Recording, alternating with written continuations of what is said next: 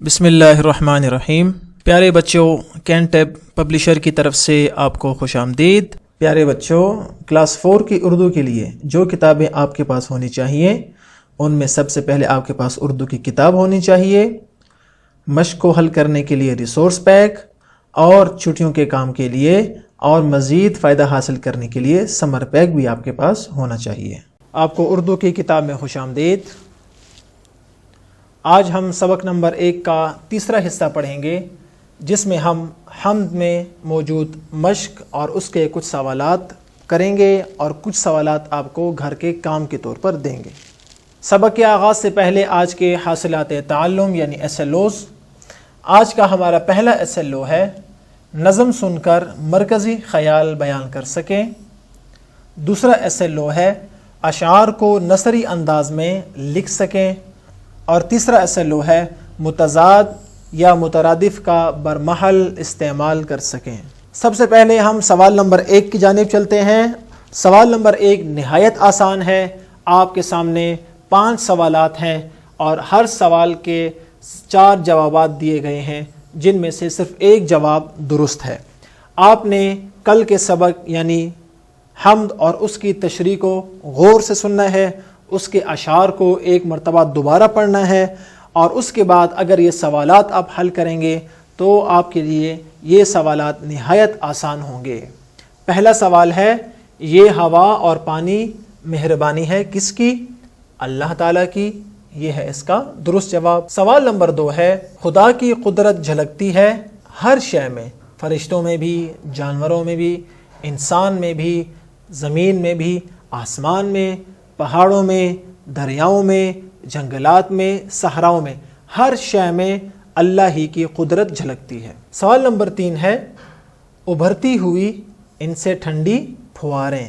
یہ آپ کی حمد میں موجود ہے۔ سوال نمبر 4 ہے، حمد میں ہم تعریف کرتے ہیں کس کی؟ اللہ تعالیٰ کی۔ اور ہم نے پڑھا تھا کہ حمد اس نظم کو کہتے ہیں جس میں اللہ تعالیٰ کی تعریف بیان کی جاتی ہے۔ اور بعد صبا سے کیا مراد ہے؟ صبح کی ہوا۔ تو یہ سوالات ہم نے مل کر حل کیے۔ اب چلتے ہیں گھر کے کام کی طرف۔ گھر کا کام سوال نمبر 2 ہے، جس میں آپ سے 5 سوالات پوچھے گئے ہیں۔ آپ نے ان سوالات کے مختصر جواب دینے ہیں جو 1 یا 2 سطور پر مشتمل ہوں، یعنی آپ نے 1 لائن یا 2 لائن میں ان سوالات کے جوابات لکھنے ہیں۔ پہلا سوال ہے، ہمیں کن چیزوں سے اللہ کی قدرت کا اندازہ ہوتا ہے؟ یہ ہم نے حمد میں پڑھا ہے۔ سوال نمبر 2 ہے، آبشار کسے کہتے ہیں؟ اور یہ بھی ہم کافی تفصیل سے حمد کی تشریح میں پڑھ چکے ہیں۔ سوال نمبر 3 ہے، ساون کس موسم کو کہتے ہیں؟ یہ بھی حمد میں موجود ہے، اور اگر آپ نے سبق سنا ہے تو آپ یہ سوال جلدی سے حل کر سکتے ہیں۔ سوال نمبر 4 ہے، شاعر اس حمد میں کیا بیان کر رہا ہے؟ اور سوال نمبر 5 ہے، بعد صبا سے شاعر کی کیا مراد ہے؟ اگلے سوال سے پہلے ہم مرکزی خیال کو سیکھتے ہیں اور یہ جاننے کی کوشش کرتے ہیں کہ مرکزی خیال کسے کہا جاتا ہے یا مرکزی خیال سے کیا مراد ہے۔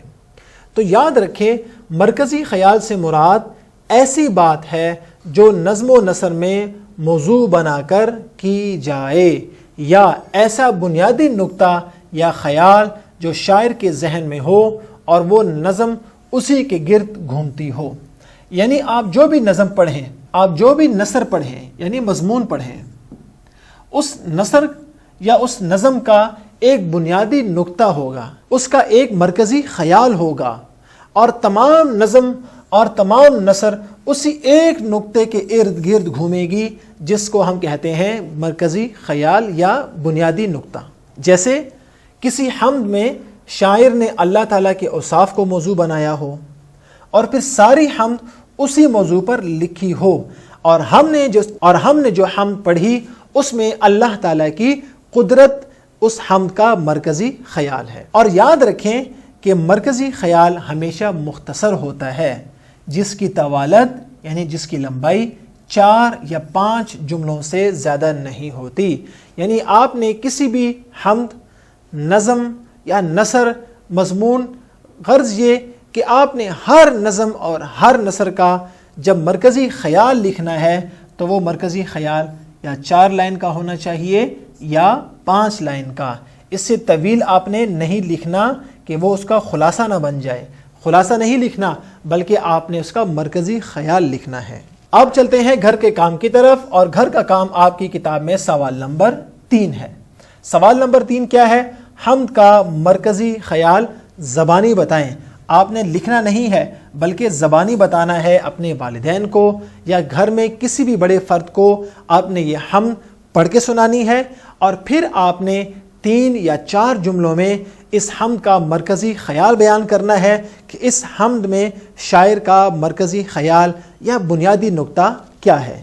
اگلا گھر کا کام سوال نمبر 5 اور سوال نمبر 4 ہیں۔ سوال نمبر 4 کیا ہے؟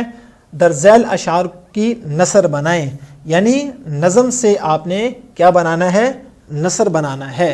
پہلا شعر ہے، اسی نے زمیں پر ہے صحرا بچھایا، پہاڑوں کا قد ہے اسی نے بڑھایا۔ اور دوسرا شعر ہے، ہر ایک شے کو تخلیق تو نے کیا ہے، تو خالق ہے سب کا سبھی کا خدا ہے۔ آپ نے اس نظم کے اشعار کو نثر میں تبدیل کرنا ہے، یعنی عام جملوں کی صورت میں انہی اشعار کو لکھنا ہے۔ اور سوال نمبر 5 نہایت آسان ہے، آپ نے در ذیل الفاظ کے متضاد لکھنے ہیں، اور صرف متضاد ہی نہیں لکھنے، پھر ان کو متضاد لکھنے کے بعد ان متضاد الفاظ کو جملوں میں استعمال بھی کرنا ہے۔ یہ تھا ہمارا آج کا سبق۔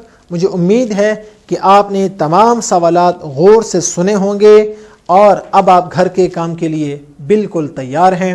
اگلے سبق میں پھر ملاقات ہوگی۔ اللہ حافظ۔